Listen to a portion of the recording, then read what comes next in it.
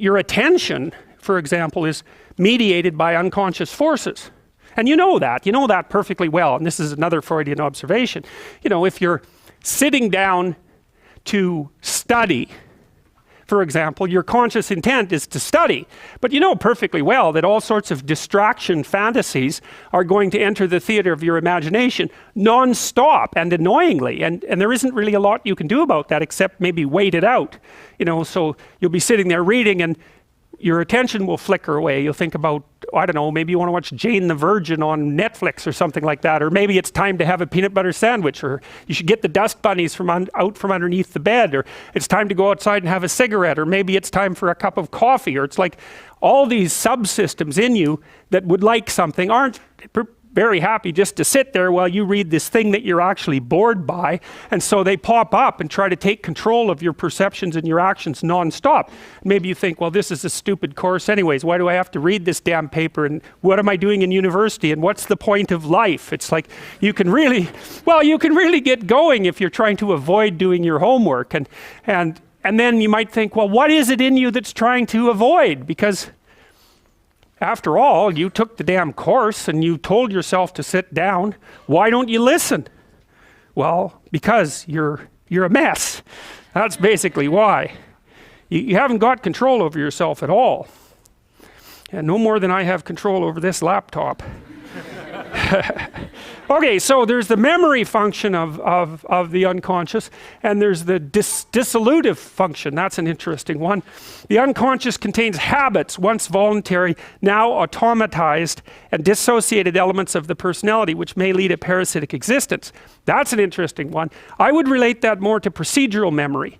You know, so what you've done is practice certain habits, whatever they might be, let's call them bad habits, and you like those things to get under control, but you can't. So maybe when you're speaking, for example, you use like and you know, and you say a lot, and you've practiced that, so you're really good at it, and you'd like to stop it, but you don't get to, because you've built that little machine right into your being, right? It's neurologically wired, and it's not under conscious control, and anything you practice becomes that.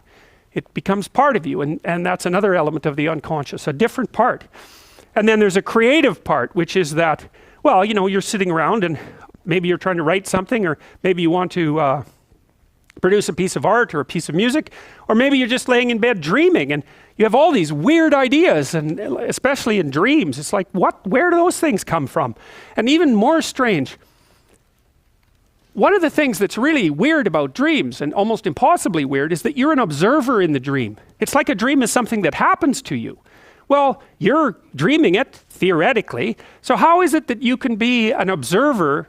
It's almost like you're watching a video game or a movie, but you're producing it, at least in principle, although the psychoanalysts would say, well, no, not exactly. Your ego isn't producing it, your unconscious is producing it. It's a different thing. It's a different thing, and of course Jung would say, well, it's deeper than that. The collective unconscious might be producing it. It's in some sense, it isn't you exactly, or it isn't the you that you think of when you think of you. And that's the ego from the Freudian perspective, the you that you identify with, that's the ego. And outside of that is the unconscious. The id, that's more the place of impulses, and you could think about those as the biological subsystems that can derail your thinking, right? And that govern things like hunger and sex and aggression and your basic instincts is another way of putting it.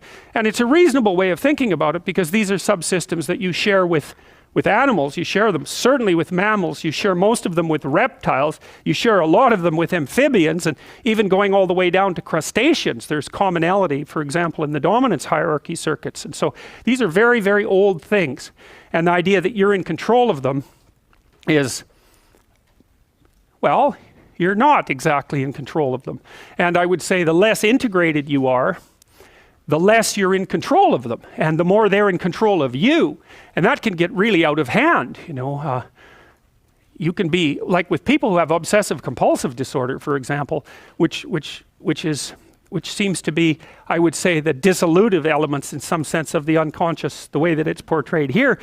Poor people with obsessive compulsive disorder, they can spend half their time doing things that they can't really control, and they have very strong impulses to do them, and it's very hard on them to block them. You know, they'll almost panic if those things are blocked. And then you have people with Tourette's syndrome, you know, that they'll be doing all sorts of weird dances and spouting off obscenities, and and imitating people without being able to control it, and sometimes a little bit of antipsychotic medication can dampen that down, but it's as if there are these autonomous semi-spirits inside of them that grip control over their behavior and make them do things. And you know, you find that to some degree in your own life, because maybe you've become very attracted to someone, even maybe you don't want to be attracted to the person, and then you find yourself, you know, texting them when you know perfectly well that you should be going to bed, and you know, you're in a grip of something, and you can't control it, and that's all part of the unconscious and all part of what Freud was studying.